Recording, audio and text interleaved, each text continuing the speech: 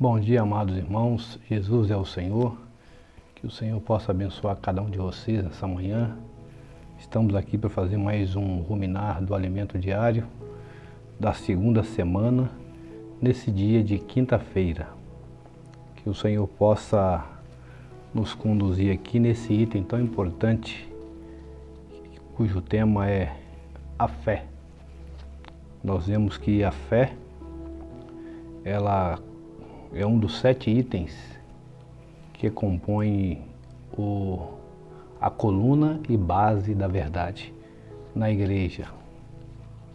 Nós estamos estudando aí a igreja como coluna e base da verdade. Então nós podemos ver que são 7 itens que compõem, que constituem essa estrutura. Nós podemos falar que a fé é o primeiro item, a verdade o segundo item, o são ensinamento o terceiro item, a vida, a piedade, a fé subjetiva e a nossa consciência. São 7 itens e nós vamos tratar do primeiro item hoje, que é a fé. O versículo que nós estaremos aqui desfrutando junto é 2 Timóteo 4:7, e diz assim: combati um bom combate, completei a carreira e guardei a fé. Ó Senhor Jesus, nós estamos num combate, e esse combate ele é um bom combate, e esse combate está relacionado com esse item, que é a fé. E o que é a fé? A fé é o conteúdo da economia de Deus no Novo Testamento, ou seja, é a administração e o plano divino para toda a humanidade. É o nosso evangelho completo. É algo objetivo, diretamente relacionado à obra de Deus. A fé objetiva é aquilo em que nós cremos. E quando nós falamos sobre relacionado à obra de Deus, nós podemos ver sob um ângulo amplo, que são os grandes fatos espirituais. Por exemplo, Deus, Cristo, o Espírito, a vida, não a vida humana, a vida eterna, a igreja, o reino e a Nova Jerusalém. De uma forma geral, nós podemos ver que isso aí compõe a fé. Agora, quando nós nos concentramos na obra redentora de Deus, aí nós vamos ver que a fé é composta também pela obra de Cristo. A sua encarnação, seu viver humano, seus sofrimentos, sua morte na cruz, seu sepultamento, sua ressurreição, sua ascensão e, é claro, também o seu retorno como o Espírito para habitar em nós os que cremos. Isso é um ângulo visto da ótica da obra redentora de Deus. Nós também podemos relacionar a fé com a nossa plena salvação, porque através da fé nós sabemos que na obra redentora de Cristo, o que nós ganhamos? Nós ganhamos a propiciação realizada na cruz, o perdão dos nossos pecados, fomos regenerados, a vida de Deus entrou em nós por meio do Espírito, fomos reconciliados com Deus, fomos justificados. Isso foi o que Cristo realizou na cruz. Romanos 5:10 fala que muito mais estando já reconciliados, seremos salvos por sua vida. Então, logo após essa experiência, nós fomos introduzidos na vida da igreja, onde nós passamos por outros processos, como a santificação subjetiva, a experiência da justificação subjetiva, a transformação, a conformação, chegando ao final, o estágio máximo, a glorificação. Então esse é o primeiro aspecto da fé que eu queria compartilhar com vocês. E isso aí é o que Paulo ele falou nas duas epístolas dele para Timóteo, e também na sua epístola a Tito, ele tratou desse assunto relacionado à fé. 1 Timóteo capítulo 1, versículo 13 e 4, diz assim: Quando eu estava de viagem rumo da Macedônia, te roguei permanecesses ainda em Éfeso para admoestares a certas pessoas, a fim de que não ensine outra doutrina, ou ensine diferentemente, nem se ocupem com fábulas e genealogias sem fim, que antes promovem discussões do que o serviço, ou seja, a economia de Deus na fé. Então, na igreja em Éfeso, como nós temos estudado, havia essa situação e outras coisas estavam sendo introduzidas na igreja por meio de ensinamento, mas não promovia a fé, que é a economia de Deus sendo trabalhado em nós. Então Paulo aqui está mostrando para Timóteo que ele deveria evitar, não se ocupar com fábulas, nem com a genealogia, nem com qualquer outra coisa que não produzisse, que não expressasse, que não exaltasse a fé como conteúdo do plano divino para a igreja, em Éfeso no caso. E nós sabemos que o inimigo de Deus usa distrações, em especial por meio do conhecimento, para nos tirar desse caminho maravilhoso que é o caminho da fé. Ele levanta várias situações e o objetivo dele é fazer com que nós naufraguemos na fé. No capítulo 1 aqui, no versículo 19, nós podemos aqui ver que Paulo diz assim que precisa manter fé e boa consciência, porquanto alguns, tendo rejeitado a boa consciência, vieram a naufragar na fé. Fé aqui é a fé objetiva. Quando fala de naufrágio, nos remete a um barco no mar, não é isso mesmo, irmãos? Então, quando nós encontramos Cristo, nós abraçamos a fé. Nós abraçamos o plano de Deus. Nós abraçamos tudo que Deus fez, realizou. Abraçamos cada um dos itens que eu mencionei aqui no início. Deus, Cristo, o Espírito, a vida, a igreja, o reino, a Nova Jerusalém. Abraçamos a obra redentora de Cristo.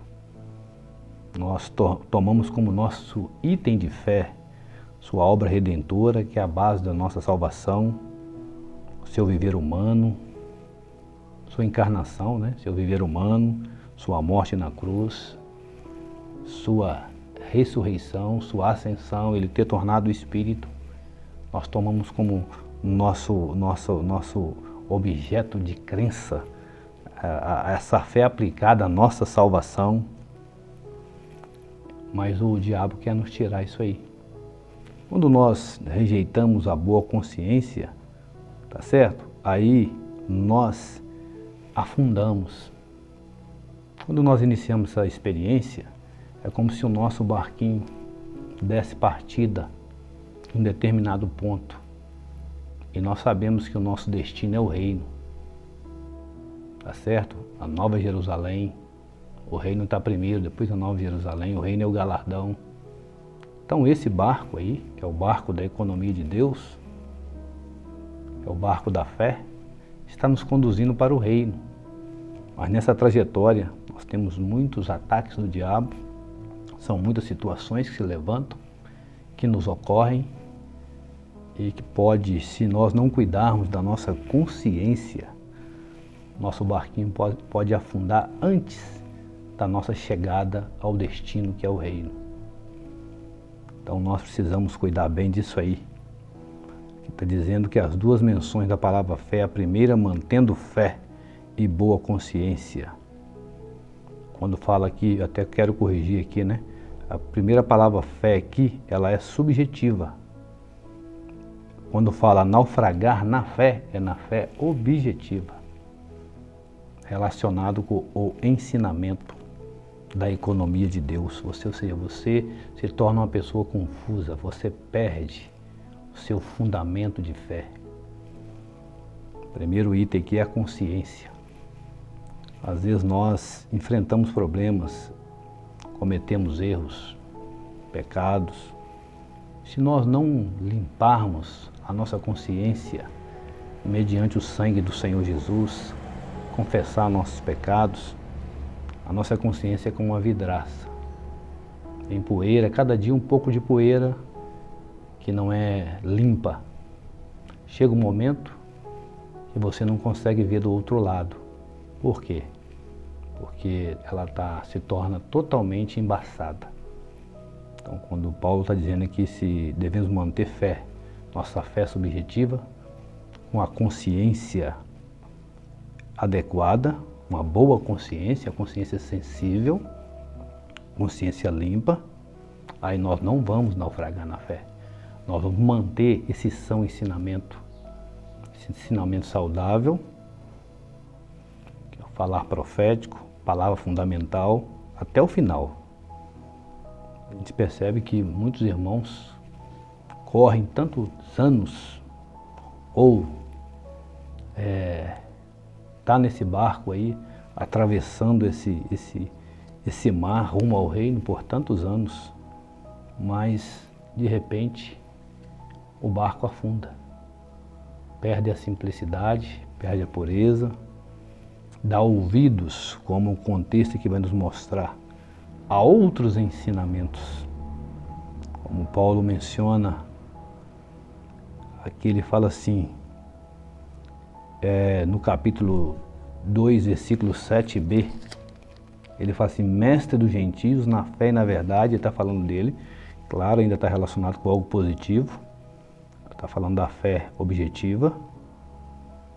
Aí por outro lado aqui, ele mostra que se não houver um bom combate da fé, nós podemos afastar da fé, por dar ouvidos a outros ensinamentos.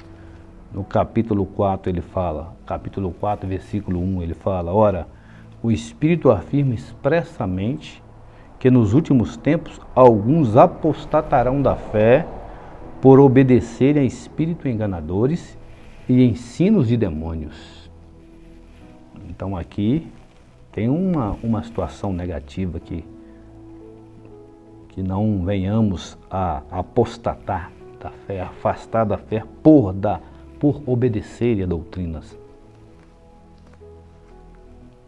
Então o apóstolo orienta o seu jovem aprendiz Timóteo a alimentar-se das palavras da fé e do bom ensinamento. No capítulo 4, versículo 6, ele diz, expondo essas coisas aos irmãos, serás bom ministro de Cristo Jesus, alimentado com as palavras da fé. O que devemos fazer com essa fé que nós recebemos? Que igualmente preciosa foi dada a cada um de nós. Nós vamos alimentar essa fé com as palavras de a fé. Que também ele mostra que a luta é grande e o perigo é real. Na época de Paulo, alguns acabaram se desviando da fé, negaram a fé, se tornaram réprobos quanto à fé. Paulo também advertiu que nesses últimos tempos isso está acontecendo, ia acontecer e de fato nós podemos testificar, né, irmãos, que está acontecendo. Muitos ensinamentos têm entrado por meio das várias informações que chegam até nós. Em especial nesse momento de pandemia, nós ficamos muito tempo em casa e acaba que a gente começa a buscar outras coisas, a ouvir outros ensinamentos, por mais eloquentes que sejam, ou com mais aparência de conhecimento e sabedoria que tenha, ainda não é a economia de Deus. O que deve guiar a nossa vida é a economia de Deus. Deve guiar a nossa vida é a fé. Senão nós vamos começar a deixar que os nossos ouvidos, por causa das coceiras, venha buscar se satisfazer em outras coisas que não seja o falar atual do Senhor, que não seja o seu falar profético, nem o seu falar fundamental. Capítulo 2 Timóteo 4, 7, para concluir.